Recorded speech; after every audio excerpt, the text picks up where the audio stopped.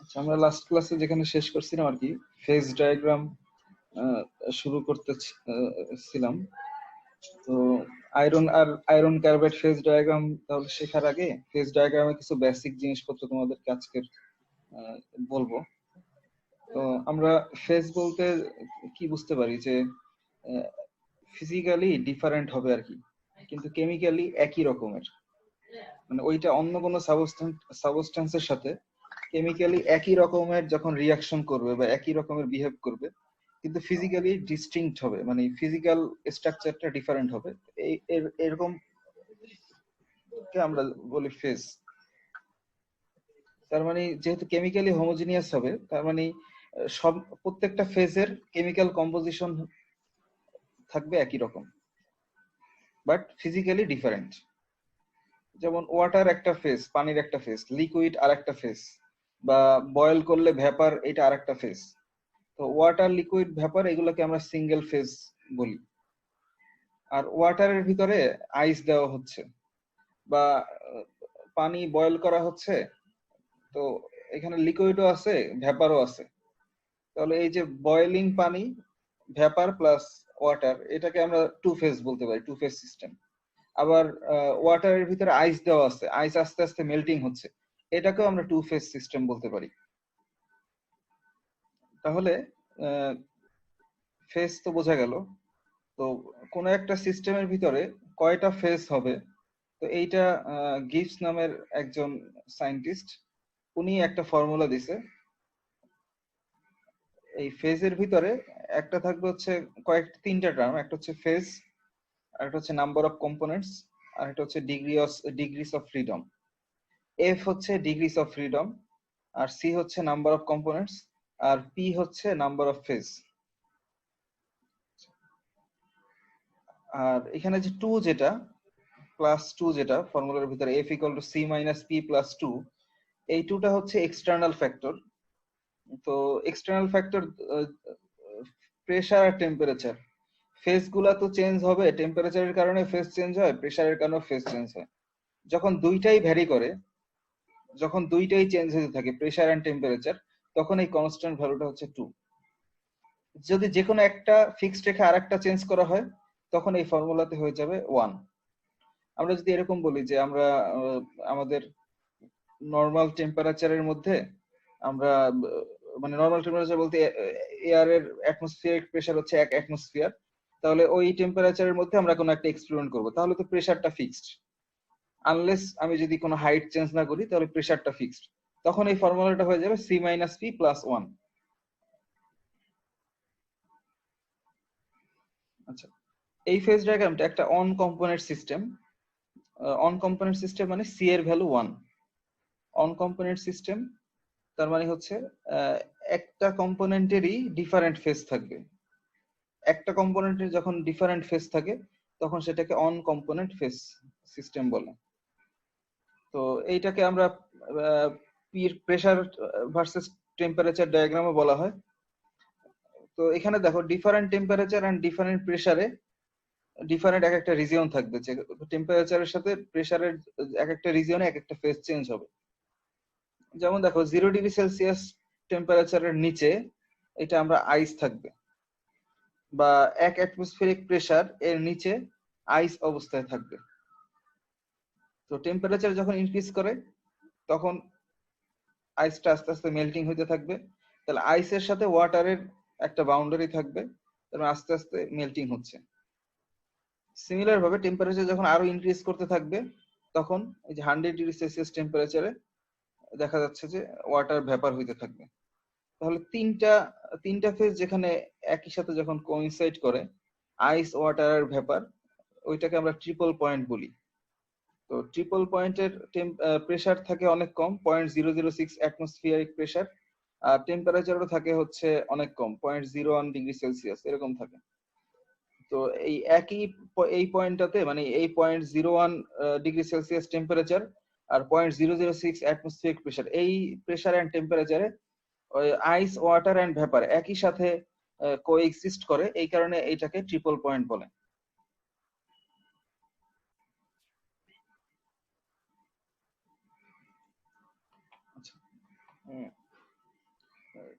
তো on component সিস্টেমের পরে আমরা হচ্ছে যে টু কম্পোনেন্ট সিস্টেম, যেটা এটাকে বাইনারি সিস্টেমও বলে। টু কম্পোনেন্ট সিস্টেম, তার মানে এটাকে আমরা বাইনারি সিস্টেম বলতেছি। বাইনারি, দেখো বাইনারির পরের টার্মটা হচ্ছে আইসোমরফাস। আইসো মানে তো এটা বুঝো যে আমরা আগে ছোটবেলায় তোমরা পড়ে আসছো যে আইসোমার, আইসোটোপ। তার মানে আইসো মানে হচ্ছে সেম, আর আইসোমার মানে মলিকুলার মাস সেম। আইসোটোপের ক্ষেত্রে প্রোটন সংখ্যা সেম। তাহলে একইভাবে আইসো মানে সেম, আর মরফাসটা আসছে মরফোলজি থেকে। তাহলে মরফোলজি মানে কি, এটা নেচার কিরকম হবে।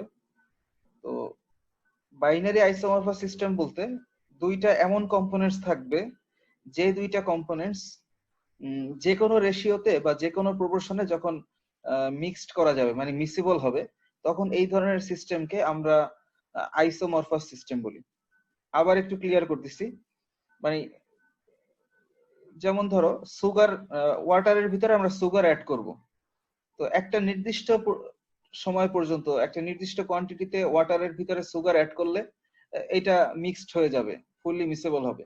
বাট এরপরে সুগারের পরিমাণ যখন আরো ইনক্রিজ করতে থাকা হবে, তখন কিন্তু ওই নির্দিষ্ট পরিমাণ ওয়াটারের ভিতর সুগারটা আর মিক্সড হবে না। তার মানে ওয়াটার আর সুগার এরকম আইসোমরফাস সিস্টেম না, কারণ ফুললি যে কোনো প্রপোর্শন বা যে কোনো কোয়ান্টিটিতে মিক্সড হয় না। তো ফুললি আইসোমরফাস সিস্টেম এইটা কিছুটা একটু একটা থিওরিটিক্যাল সিস্টেমের মতোই। বাকি কিছু কিছু ম্যাটেরিয়ালস এর ক্ষেত্রে এইটা ম্যাক্সিমাম পার্সেন্টেজের ক্ষেত্রে ম্যাক্সিমাম পার্সেন্টেজ মিসিবল হয়। তো ওইগুলাকে নিয়ে আমরা এই স্টাডি গুলা করা হয়। তার মানে লিকুইড আর সলিড স্টেট এমন ভাবে থাকবে যে লিকুইডের পরিমাণ আর সলিড ফেজের পরিমাণ দুইটা যে কোনো প্রপোর্শনে যখন মিক্সড করা যাবে, ওই ধরনের সিস্টেম গুলোকে আমরা আইসোমরফাস সিস্টেম বলি। তো আইসোমরফাস সিস্টেমের জন্য কিছু আইসোমরফাস সিস্টেমের কিছু ক্যারেক্টারিস্টিক্স আছে। এটা উইলিয়াম হিউম রোথারি, উনি এই আইসোমরফাস সিস্টেমের ক্ষেত্রে বাইনারি আইসোমরফাস সিস্টেমের কিছু ক্যারেক্টারিস্টিক্স গুলো বলছেন। তো ওনার নাম অনুযায়ী হিউম রোথারি রুলস বলে। তো চারটা রুলস এর ভিতরে হচ্ছে যে কখন আইসোমরফাস সিস্টেম হবে বা আইডিয়াল আইসোমরফাস সিস্টেম হবে, যখন ধরো দুইটা যাদেরকে মিক্স করা হবে, দুইটা কম্পোনেন্টস, এই দুইটা কম্পোনেন্টস মিক্সড যাদেরকে করা হবে, এদের অ্যাটমিক সাইজ ডিফারেন্স হবে 15% এর বেশি না। মানে অ্যাটমিক সাইজ বা অ্যাটমিক রেডিয়াস, তো অ্যাটমিক রেডিয়াসটা এমন হবে যে দুইটার সাইজ ডিফারেন্সটা খুব কম হবে, মানে 15% এর মধ্যে হবে। আর একটা হচ্ছে যে দুইটার ক্রিস্টালিক স্ট্রাকচার একই রকম হবে। যদি এরকম হয় যে ফার্স্ট কম্পোনেন্টটা বিসিসি স্ট্রাকচার, সেকেন্ড কম্পোনেন্টটাকেও বিসিসি স্ট্রাকচার হবে, বা হেক্সাগোনাল হলে পরেরটাকেও হেক্সাগোনাল হইতে হবে। মানে মিক্সড হবে তখনই যখন এদের স্ট্রাকচার গুলা সিমিলার স্ট্রাকচার হবে। সেটা আইদার বিসিসি হোক, বডি সেন্টার্ড কিউবিক হোক, বা ফেস সেন্টার্ড কিউবিক হোক, বা অক্টাগোনাল হোক, বা হেক্সাগোনাল, যেভাবেই হোক, মানে যে স্ট্রাকচারই থাকুক না কেন, দুইটারই সিমিলার স্ট্রাকচার হইতে হবে। আর একটা হচ্ছে যে ইলেকট্রোনেগেটিভিটি ডিফারেন্সটা অনেক কম হইতে হবে, না হলে যেটা করবে যে আয়নিক বন্ড তৈরি করে ফেলবে। যখন দুইটাকে মিক্স করা হবে, তখন আয়নিক বন্ড যাতে তৈরি না হয়, এই কারণে ইলেকট্রোনেগেটিভিটি অনেক বেশি, মানে কম থাকতে হবে। ইলেকট্রোনেগেটিভিটি ডিফারেন্স বেশি থাকলে এটা আয়নিক বন্ড তৈরি করে ফেলবে। আরেকটা হচ্ছে যে এর ভ্যালেন্সি গুলো অলমোস্ট সেম হইতে হবে, মানে আইসোমরফাস সিস্টেমের ক্ষেত্রে মোটামুটি একই রকম যাদের ক্যারেক্টারিস্টিক্স, এদেরকে আইসোমরফাস ভাবে বা ফুললি মিসিবল ভাবে মিক্সড করা যায়। আচ্ছা, রাইট সাইডের ফিগারটাতে একটু দেখো, উপরের দিকে টেম্পারেচার যখন বেশি থাকবে তখন আমরা একটা লিকুইড ফেজ পাবো, আর টেম্পারেচার যখন কম থাকবে নিচে হচ্ছে সলিড ফেজ। তাহলে লিকুইড ফেজ আর সলিড ফেজের ভিতরে দেখো, এই যে আলফাটা হচ্ছে সলিড ফেজ, আর এল এই এই রিজনটা হচ্ছে লিকুইড ফেজ। এই যে উপরের রিজনটা হচ্ছে লিকুইড ফেজ। এই যে রেড যে কার্ভটা, এই কার্ভটাকে লিকুইডাস লাইন বলে। তার মানে কি, লিকুইডাস লাইন বলতে যেটা বোঝা যায় সেটা হচ্ছে এই এই লাইনের উপরে এইটা ফুললি লিকুইড অবস্থায় থাকবে। এই যে এ একটা কম্পোনেন্টস, বি একটা কম্পোনেন্টস, তাহলে এই টু কম্পোনেন্ট সিস্টেম এটা। তাহলে এই দুইটাকে যখন মিক্সড করা হবে, তাহলে একটা নির্দিষ্ট টেম্পারেচারের উপরে এরা ফুললি লিকুইড অবস্থায় থাকবে। আচ্ছা, এখানে দেখো এই কার্ভটা এরকম হওয়ার কারণটা কি? দেখো এ যে ম্যাটেরিয়ালসটা তার মেল্টিং টেম্পারেচারটা কম, আর বি যে টেম্পারেচারটা তার মেল্টিং টেম্পারেচার অনেক বেশি। তাহলে এ এর চাইতে বি এর যেহেতু মেল্টিং টেম্পারেচার বেশি, তার মানে এইটা লিকুইড অনেক বেশি টেম্পারেচারে যে এটা লিকুইড হবে, তার আগ পর্যন্ত সে সলিড থাকবে। এই কারণে রাইট সাইডের যে দাগটা, তার মানে বি ম্যাটেরিয়ালসটা এখানে যে মেল্ট হচ্ছে আর এ যে কম্পোনেন্টসটা সেটা এখানে মেল্ট হচ্ছে। তাহলে এই ডিফারেন্স থাকার কারণে আমরা এই যে রেড যে লাইনটা, এই লাইনটাকে লিকুইডাস লাইন বলি। তার মানে এ আর বি এই দুইটাকে লিকুইড অবস্থায় যখন মিক্সড করা হবে তখন এদের টেম্পারেচারটা এই অনুযায়ী ভ্যারি করবে। আর এটা হচ্ছে নিচের যে ব্ল্যাক লাইনটা, এই লাইনটা দ্বারা বোঝা যাইতেছে যে এর নিচে এ আর বি দুইটা কম্পোনেন্টস পুরো সলিড স্টেটে বা সলিড ফেজে দুইটা একটার সাথে একটা মিক্সড হবে। তাহলে মাঝখানে যেটা লেন্সের মতো, যেটা এই লেন্স যে পোর্শনটা, এই লেন্স পোর্শনটাকে বলা হচ্ছে লিকুইড এন্ড সলিড দুইটা মিক্সড অবস্থায় থাকে। তার মানে হচ্ছে এটা ক্রিস্টালাইন সলিডও বলে। একটু খেয়াল করো যে উপরের যে লিকুইড যে ফেজটা, উপরের লিকুইড ফেজটা যেহেতু লিকুইড কি হবে, পুরোপুরি একই ধরনের স্ট্রাকচার বা হোমোজিনিয়াস স্ট্রাকচার হবে। এই কারণে লিকুইডের স্ট্রাকচারটা দেখো এই যে একদম পুরো প্লেন স্ট্রাকচার থাকবে, আর সলিডটা থাকবে হচ্ছে ফুললি কভার্ড অবস্থায় থাকবে, মানে ক্রিস্টালাইজড অবস্থায় থাকবে, পলিক্রিস্টাল ডিফারেন্ট গ্রেইন আকারে থাকবে। আর এই যে মাঝখানের যে ফেজটা, লেন্সের মতো যে ফেজটা, এই লেন্সের মতো ফেজের ক্ষেত্রে লিকুইডের ভিতরে কিছু সলিডের পোর্শন থাকবে।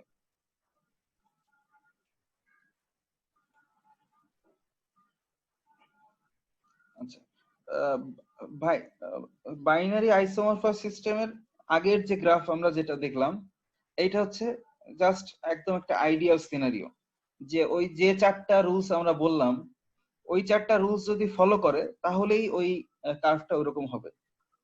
কিন্তু যখন ওই চারটা রুলস এর যে কোনো একটা ব্রেক করে অথবা একটা মোর দ্যান ওয়ান ব্রেক করবে, তখন আসলে ওই লিকুইডাস লাইনটা ওইরকম আইডিয়াল ভাবে লিকুইডাস লাইনটা থাকে না। যদি আবার একটু বলি যে বাইনারি আইসোমরফাস সিস্টেমের ক্ষেত্রে ধরো এইটা যদি, এই পয়েন্টটা যদি এরকম হয়, তাহলে এই পয়েন্ট থেকে লিকুইডাস লাইনটা এরকম হওয়া উচিত ছিল, আর সলিডাস লাইনটা ধরো এরকম হওয়া উচিত ছিল বাইনারি আইসোমরফাস সিস্টেমে। কিন্তু যেহেতু এই যে চারটা যে হিউম রোথারি রুলস অনুযায়ী যে চারটা বাইনারি আইসোমরফিক সিস্টেম কখন হবে, যখন এই চারটা ক্যারেক্টারিস্টিক্স ফলো করবে। যখন এইরকম এই যে এই চারটা ক্যারেক্টারিস্টিক্স যখন ফলো করে না, তখন দেখা যাবে যে ওই লিকুইডাস লাইনটা আর সলিডাস লাইনটা ওইটা আইডিয়াল লিকুইডাস বা আইডিয়াল সলিডাস লাইন আর হবে না, তখন ওই আইডিয়াল সিনারিও থেকে ডেভিয়েট করে। তো ডেভিয়েট করে কি হয়, এই সলিডাস লাইনটা একটা স্ট্রেট লাইন হয়, যখন ডেভিয়েশন থাকে তখন সলিডাস লাইনটা একটা স্ট্রেট লাইন হয়।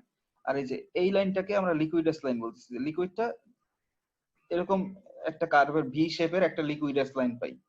তো ভি শেপের যখন লিকুইডাস লাইন পাওয়া যায় আর সলিডাস লাইনটা যখন হরিজন্টাল লাইন পাওয়া যায়, এই ধরনের সিস্টেমকে বলা হয় ইউটেকটিভ সিস্টেম। আমরা যে তিনটা যে ইনভেরিয়েন্ট রিঅ্যাকশন যে বলা হয়েছিল, যে ইনভেরিয়েন্ট রিঅ্যাকশনের ক্ষেত্রে একটা বলা হয়েছিল প্রোটেকটিক, আর একটা বলা হয়েছিল যে ইউটেকটিক, আর একটা বলা হচ্ছিল ইউটেক্টয়েড।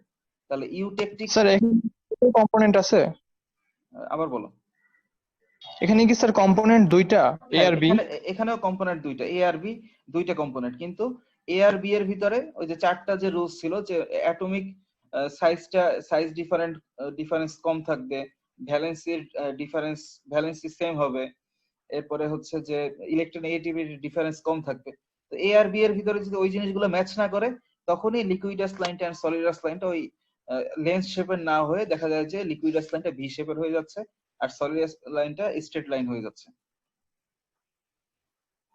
তো এই ধরনের সিস্টেমকে আমরা ইউটেকটিক সিস্টেম বলা হয়। তাহলে ইউটেকটিক সিস্টেমে দেখো কি হচ্ছে, একটা থাকতেছে হচ্ছে লিকুইড ফেজ আর নিচের সবগুলো হচ্ছে সলিড ফেজ। একটা থাকতেছে লিকুইড ফেজ আর নিচের এ প্লাস বি, এটা হচ্ছে সলিড ফেজ।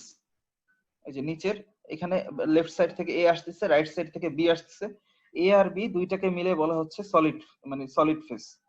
তাহলে সলিডাস লাইনের উপরে আর লিকুইডাস লাইনের নিচে কি হবে? তার মানে লিকুইডের ভিতরে সলিডের ক্রিস্টাল অবস্থায় থাকবে, তাহলে লিকুইড প্লাস সলিড বি, আবার লিকুইড প্লাস হচ্ছে সলিড এ।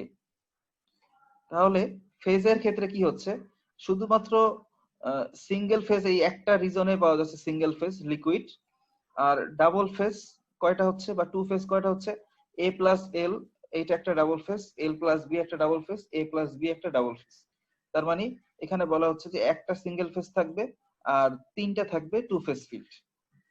ইউটেকটিক কম্পোজিশনের ক্ষেত্রে একটা থাকবে সিঙ্গেল ফিল্ড আর হচ্ছে তিনটা থাকবে টু ফেজ ফিল্ড। তো এরকম হওয়ার কারণে, এই নেচার হওয়ার কারণে, এই যে পয়েন্টটা থাকতেছে লিকুইডাস আর সলিড লাইনের যে কমন যে পয়েন্টটা থাকতেছে, এই কমন পয়েন্টের ক্ষেত্রে একটা রিয়াকশন হচ্ছে। এই যে পয়েন্টটা, এই পয়েন্টটাতে একটা রিয়াকশন হচ্ছে। সেই রিয়াকশনটা কি হচ্ছে, উপরে হচ্ছে এল, এলটা ভেঙে আমরা দুইটা সলিড পাচ্ছি, একটাকে বলা হচ্ছে এ আর একটাকে বলা হচ্ছে বি। তাহলে লিকুইড ভেঙে যখন দুইটা সলিড হয়, এই ধরনের রিয়াকশনকে আমরা, এই যে লিকুইড ভেঙে মানে লিকুইডের টেম্পারেচার যখন কমানো হচ্ছে, টেম্পারেচার আস্তে আস্তে কমানো হচ্ছে, তখন আমরা দুইটা সলিড ফেজ পাচ্ছি, একটা হচ্ছে এ আর একটা বি। আচ্ছা, এখানে একটা জিনিস সেটা হচ্ছে যে আমরা এখানে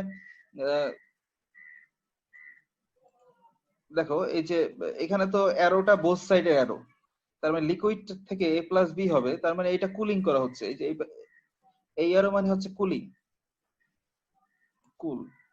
সিমিলার ভাবে এটাকে যদি টেম্পারেচার দেওয়া হয়, সেক্ষেত্রে এ প্লাস বিটা আবার লিকুইড হবে। বাট আমরা সাধারণত লিকুইড থেকেই সলিড সিস্টেমে যাওয়ার জন্য আমরা ইউটেকটিক সিস্টেমটাকে ইউজ করি। আমরা আমাদের ফেজ ডায়াগ্রামের ভিতরে লিকুইড থেকে সলিড মানে আস্তে আস্তে টেম্পারেচার যখন কুল করা হবে তখন কিভাবে চেঞ্জ হয় আমরা এগুলাই আলোচনা করব আর কি। আচ্ছা, এটার অ্যাপ্লিকেশনটা কোথায়? এই যে টু ফেজ ফিল্ডের ক্ষেত্রে বা ইউটেকটিক সিস্টেমের অ্যাপ্লিকেশনটা কোথায়? যেমন ধরো যে নর্দার্ন হেমিস্ফিয়ার, মানে আমাদের ধরো গ্লোবাল ম্যাপের ক্ষেত্রে একদম নর্থে, যেমন হচ্ছে কানাডাতে, তারপর হচ্ছে যে সমস্ত জায়গায় সারা বছরে মানে অনেক একটা বেশি সময় জুড়ে সারা বছর বরফই পড়তে থাকে।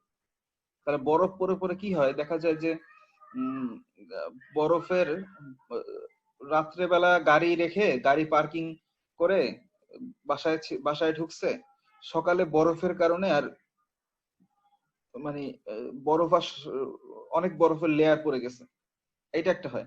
আর একটা হয় যেটা, সেটা হচ্ছে যে এই বরফ গুলাকে, মানে বরফ যখন মিক্সড অবস্থায় থাকে তখন দেখা যায় যে এর টেম্পারেচারও মানে যখন মিক্সড অবস্থায় থাকে তখন বরফ ভেঙে আবার কার বের করা বা ইউজ করা অনেক ডিফিকাল্ট হয়ে যায়। তো এই সিস্টেমকে মানে বরফ গলানোর জন্য যেটা করা হয় সেটা হচ্ছে যে অল্প পরিমাণ সল্ট অ্যাড করে দেওয়া হয়, সোডিয়াম ক্লোরাইডের সাথে পানি, মানে সল্টি ওয়াটার বা ওয়াটারের ভিতরে সোডিয়াম ক্লোরাইড অ্যাড করে দেওয়া হয়। এটার ফলে দেখো কি হচ্ছে, একটু খেয়াল করো এই সিস্টেমটা। একটা হচ্ছে যে এই যে ইউটেকটিক যে পয়েন্টটা, এই যে এই পয়েন্টটা হচ্ছে ইউটেকটিক পয়েন্ট, এই যে এই পয়েন্টটা, তো এইটা 0 ডিগ্রি। তাহলে 0 ডিগ্রিতে কি হবে, এটা হচ্ছে ওয়াটারের মেল্টিং টেম্পারেচার, মানে এর উপরে থাকবে হচ্ছে যে লিকুইড থাকবে, নিচে থাকবে হচ্ছে 0 ডিগ্রির নিচে থাকবে আইস। আর এটা হচ্ছে তার মানে এখন যখন সোডিয়াম ক্লোরাইড অ্যাড করা হবে, তাহলে সোডিয়াম ক্লোরাইড সাথে পানি, এইটা একটা সলিড ফেজ, মানে লবণ অ্যাড করা হচ্ছে, আর আইস এটা একটা সলিড ফেজ। তাহলে দেখো আগের সিস্টেমের সাথে ম্যাচ করতেছে কিনা।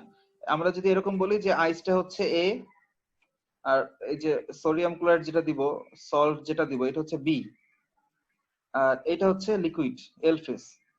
তাহলে লিকুইডের সাথে একটা ছিল বি, লিকুইড প্লাস বি, এই যে আগের সিস্টেমের ক্ষেত্রে, আর একটা থাকবে হচ্ছে লিকুইড প্লাস এ। তার মানে আগের যে বাইনারি আইসোমরফাস সিস্টেম অনুযায়ী ডেভিয়েট করে যখন আমরা ইউটেকটিক সিস্টেম পাচ্ছিলাম, তাহলে এখানেও আমরা একটা ইউটেকটিক সিস্টেম পাচ্ছি। তাহলে আমরা আইসের সাথে আমরা যখন পানি অ্যাড করে দিচ্ছি, সেক্ষেত্রে কি হবে, এই যে লিকুইড যে রিজিয়নটা এটা দেখো -21.1 ডিগ্রি সেলসিয়াস টেম্পারেচারে এসে বরফগুলা জমে যাবে। বরফ আর সোডিয়াম ক্লোরাইড মিলে তাহলে আইস আর সোডিয়াম ক্লোরাইড মানে A+B রিজিয়ন যেটা এটা শুধুমাত্র কখন হবে, বিলো 21.1 ডিগ্রি সেলসিয়াস টেম্পারেচার। তাহলে যে সমস্ত এরিয়াতে টেম্পারেচার হচ্ছে ধরো -5 ডিগ্রি বা -10 ডিগ্রি বা -15 ডিগ্রি, সেখানে যদি ওই আশেপাশে যদি আমরা কিছুটা সল্ট ছিটায় দেই, সেক্ষেত্রে কিন্তু এই বরফ জমার পরিমাণ এই পরিমাণ বরফ জমবে না। কারণ সল্ট ইউজ করার ফলে এর সলিড হওয়ার টেম্পারেচারটা আরো অনেক নিচে নেমে যাচ্ছে, -21.1 ডিগ্রি সেলসিয়াস হচ্ছে।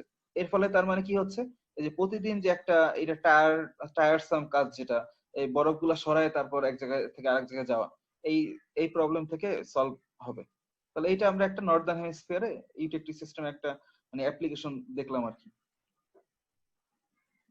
স্যার এখানে পার্সেন্টেজ কম্পোজিশন। আচ্ছা, এটা যখন আরো একটু ডেভিয়েট করে, এটা যখন আরো একটু মানে আরো বেশি ইউটেকটিক হয়, তখন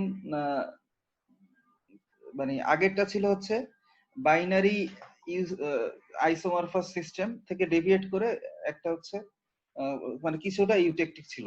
আর বাইনারি আইসোমরফাস সিস্টেম আর বাইনারি ইউটেকটিক সিস্টেম এর ভিতরে ডেভিয়েশন মানে যখন আরো ইউটেকটিকের পার্সেন্টেজটা যখন আরো বেড়ে যায়, তখন কি হয় দেখো, তখন এই যে মানে সিঙ্গেল ফেজ মানে 2 ফেজ ফিল্ডের পরিমাণ, 3 ফেজ ফিল্ডের পরিমাণ এগুলো বেড়ে যায়। কিভাবে খেয়াল করো, যে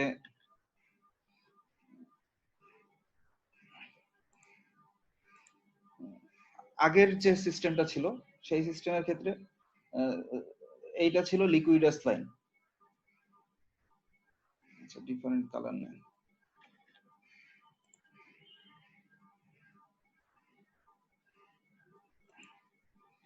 দেখো এই যে লিকুইডাস লাইন হচ্ছে এইটা, এইটা হচ্ছে লিকুইডাস লাইন, এই যে এইটা। তাহলে ইউটেকটিকের পরিমাণ যখন আরো বেড়ে যায়, ইউটেকটিকের পরিমাণ যখন আরো বেড়ে যাচ্ছে, তখন সলিডাস লাইনের পরিমাণ মানে সলিডাস কার্ভটা ওইটার স্ট্রেট লাইন না থেকে ডিফারেন্ট স্ট্রেট লাইন শো করে আর কি। তার মানে সলিডাস লাইনটা কেমন হচ্ছে, এই যে মাঝখানে একটা স্ট্রেট লাইন বা হরিজন্টাল লাইন, আর বাকি অংশটা এরকম ভাবে শো করতেছে। তার মানে এইটা সলিডাস, এই স্ট্রেট হরিজন্টাল লাইনটা সলিডাস, আবার এই কার্ভটা সলিডাস। তাহলে এরকম হওয়ার ফলে এই আলফা একটা রিজিয়ন থাকতেছে, বিটা একটা রিজিয়ন থাকতেছে। তাহলে আলফা আর বিটা এইটাও পুরোপুরি সলিড, আলফাটাও পুরোপুরি সলিড আর বিটাটাও পুরোপুরি সলিড। তাহলে সলিডাস আর নিচের যে রিজিয়নটা আলফা প্লাস বিটা, এটা হচ্ছে কি দুইটা সলিড মিক্সড করা হচ্ছে। তাহলে দুইটা সলিড আর শুধু একটা সিঙ্গেল ফেজ সলিড, এদের যে মিক্সচার যেটা যে লাইন দ্বারা আলাদা হচ্ছে, এটাকে বলা হচ্ছে সলভাস লাইন। তার মানে লিকুইডাস লাইন কি, সলিডের সাথে লিকুইড যে আলাদা হচ্ছে ওইটাকে আমরা লিকুইডাস বলতেছি। আর লিকুইড সলিডের সাথে আর একটা থাকতেছে হচ্ছে সলিডাস লাইন, সলিডাস আর লিকুইডাসের মাঝখানে থাকতেছে হচ্ছে লিকুইড আর সলিড, আর হচ্ছে সলিড আর সলিড এদের মাঝখানের যে লাইনটা এটাকে বলা হচ্ছে সলভাস লাইন। তাহলে এখানে দেখো, এখানে যেটা হচ্ছে ইউটেকটিক সিস্টেমের ক্ষেত্রে রিয়াকশনটা যেটা হচ্ছে যে এই লিকুইডটা ভেঙে আমরা আলফা প্লাস বিটা, এইটা একটা 2 ফেজ সিস্টেম পাচ্ছি, লিকুইডটা ভেঙে আলফা প্লাস বিটা পাচ্ছি। তাহলে সিঙ্গেল ফেজ কয়টা, এইটা একটা সিঙ্গেল ফেজ, তাহলে আলফা এটা একটা সিঙ্গেল ফেজ সলিড, আর বিটা এটা একটা single solid phase. 2 phase system কি কি থাকতেছে, alpha plus liquid, beta plus liquid, এটা একটা 2 ফেজ, এটা একটা 2 ফেজ, আর এটা হচ্ছে আলফা প্লাস বিটা, এইটা একটা দুইটাই সলিড। তাহলে একটা সলিড আলফা প্লাস লিকুইড একটা সলিড একটা লিকুইড, আর বিটা প্লাস লিকুইড একটা সলিড একটা লিকুইড, আর হচ্ছে আলফা প্লাস বিটা এটা হচ্ছে দুইটাই সলিড। তার মানে এখানে তিনটা সিঙ্গেল ফেজ, আর একটা হচ্ছে তিনটা হচ্ছে টু ফেজ, আর একটা থাকতেছে হচ্ছে থ্রি ফেজ। তার মানে দেখো কি ইনক্রিজ করতেছে এখানে, সিঙ্গেল ফেজের পরিমাণ যখন ইউটেকটিকের পরিমাণ আরো বেড়ে যায়, মানে বাইনারি আইসোমরফাস সিস্টেমটা যখন ইউটেকটিকের পার্সেন্টেজটা যখন আরো বেশি হয়ে যাচ্ছে, তখন আমার সলিড ফেজ, সলিড ফেজ যেটা বা সিঙ্গেল ফেজ যেটা, এটা আগের ফিগারে দেখো সলিড ফেজ ছিল একটা, এই যে এই ফিগারে সিঙ্গেল ফেজ ছিল একটা, শুধুমাত্র লিকুইডটাই ছিল সিঙ্গেল ফেজ, আর এই ফিগারের ক্ষেত্রে সিঙ্গেল ফেজ হয়ে যাচ্ছে তিনটা। এবং এই ক্ষেত্রে এই ইউটেকটিক যে পয়েন্টটা, এই পয়েন্টের ক্ষেত্রে ই যে পয়েন্টটা, ক্ষেত্রে আমার তিনটা ফেজ একসাথে থাকে। কিভাবে? Alpha plus beta, alpha plus liquid আর বিটা প্লাস লিকুইড। তার মানে একত্রে যদি কম্বাইন করা হয় তাহলে কি বলা যায় যে alpha plus liquid plus beta plus liquid plus alpha plus beta আর উপর থেকে লিকুইড।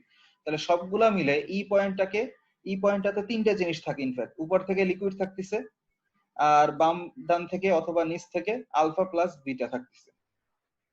তার মানে ই পয়েন্টে liquid plus alpha plus beta তিনটা জিনিসই সেম থাকে বলে, মানে তিনটা লিকুইড প্লাস দুইটা সলিড একই পয়েন্টে থাকে বলে ইটা হচ্ছে ইউটেকটিক পয়েন্ট, আর ইটাকে আমরা থ্রি ফেজ পয়েন্টও বলি।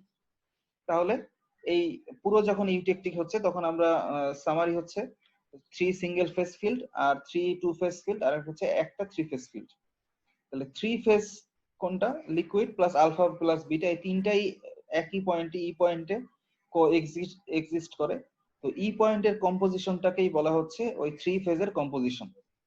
আর ই পয়েন্টের লেফট সাইডে আমরা যদি ই পয়েন্টটাকে একটা ই পয়েন্ট থেকে একটা ভার্টিক্যাল লাইন যদি চিন্তা করি, তাহলে এই পয়েন্টটা, এটা ধরো অ্যারাউন্ড 62%, এটা ধরো অ্যারাউন্ড 62%, তাহলে 62% এর কম্পোজিশনের লেফট সাইডে যে এই রিজিয়নটাকে আমরা বলি হাইপো ইউটেকটিক। আর এই ডান পাশের যে রিজিয়নটা এই লাইনের, মানে এটাতে ইউটেকটিক পয়েন্টের রাইট সাইডের রিজিয়নটাকে আমরা বলি হাইপার ইউটেকটিক, আর লেফট সাইডের রিজিয়নগুলোকে বলি আমরা হাইপো ইউটেকটিক। হাইপো মানে হচ্ছে লেস, আর হাইপার মানে হচ্ছে মোর। তার মানে মোর ইউটেকটিক কখন হবে? যখন রাইট সাইডে থাকবে।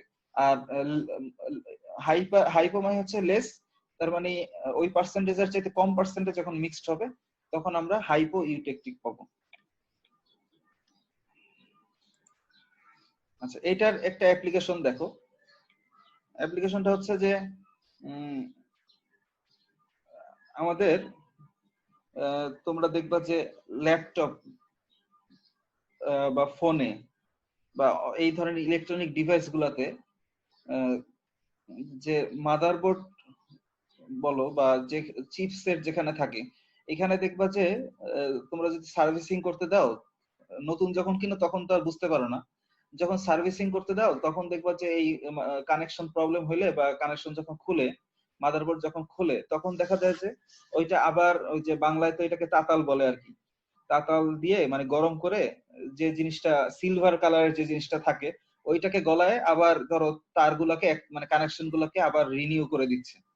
তাহলে এখানে কি হচ্ছে, ওই যে এইটাকে সোল্ডারিং বলে, মানে ইঞ্জিনিয়ারিং টার্মে এটাকে বলা হচ্ছে সোল্ডারিং। তো সোল্ডারিং ম্যাটেরিয়ালস হচ্ছে লেড থাকে প্লাস হচ্ছে টিন থাকে, লেড আর টিনের মিক্সচার দিয়ে ওই সোল্ডারিংটা করা হয়। তাহলে এখন একটু খেয়াল করো যে লেড আর টিনের মিক্সচারটাতে কি হয়। তার মানে এই যে 300 ডিগ্রি সেলসিয়াস টেম্পারেচার, এই যে এই পয়েন্টটা ধরো 300 ডিগ্রি সেলসিয়াস, 300 এর উপরে মানে 327 ডিগ্রি সেলসিয়াস টেম্পারেচার, এটা হচ্ছে লেড এর উপরে হচ্ছে লিকুইড। তার মানে লেড কে গলাইতে হলে 327 ডিগ্রি সেলসিয়াস টেম্পারেচারে নিয়ে যাইতে হবে। আবার এই যে এটা হচ্ছে 200, টিন কে যদি গলাইতে হয় তাহলে হচ্ছে 231 ডিগ্রি সেলসিয়াস টেম্পারেচারে নিয়ে যেতে হবে। তাহলে এই টেম্পারেচারে নিয়ে যদি একটা তারের সাথে আরেকটা তার লাগানো হয়, আইদার লেড অথবা টিন, তাহলে কি ওই মোবাইলে দেখা যাবে যে আর কাজ করবে না, মানে মোবাইলের প্লাস্টিক ম্যাটেরিয়ালস যেগুলো থাকবে বা অন্যান্য ডিফারেন্ট ম্যাটেরিয়ালস যেগুলো আছে এগুলো সবগুলা গলে ছারখার হয়ে যাবে। তো লেড আর টিনকে যখন একসাথে মিক্সড করা হয় তখন দেখো এদের মেল্টিং টেম্পারেচারটা হচ্ছে এই যে 61.9 ডিগ্রি সেলসিয়াস হয়ে যাচ্ছে। তাহলে সরি ভুল বললাম, যে 183 ডিগ্রি সেলসিয়াস টেম্পারেচার হয়ে যাচ্ছে, মানে 231 আর 327 দুইটা কমে যখন লেড আর স্টিন দুইটাকে যখন একটা পার্সেন্টেজে মিক্সড করা হয় 61.9% লেড আর বাকিটা হচ্ছে টিন, এই পার্সেন্টেজ যখন মিক্সার করা হয় তখন হচ্ছে 183 ডিগ্রি সেলসিয়াস টেম্পারেচারে ওই মিক্সচারটা হচ্ছে গলে যায়। তাহলে 183 ডিগ্রি সেলসিয়াস টেম্পারেচারে যেহেতু গলে যাচ্ছে, তার মানে আমার মোবাইলের যখন কানেকশন দেওয়া হচ্ছে তখন বাকি তারগুলা বা অন্যান্য গুলা প্রবলেম হচ্ছে না। তার মানে এটা হচ্ছে একটা অ্যাপ্লিকেশন যে আমার দুইটার যখন মিক্সচার থাকতেছে তখন দুইটার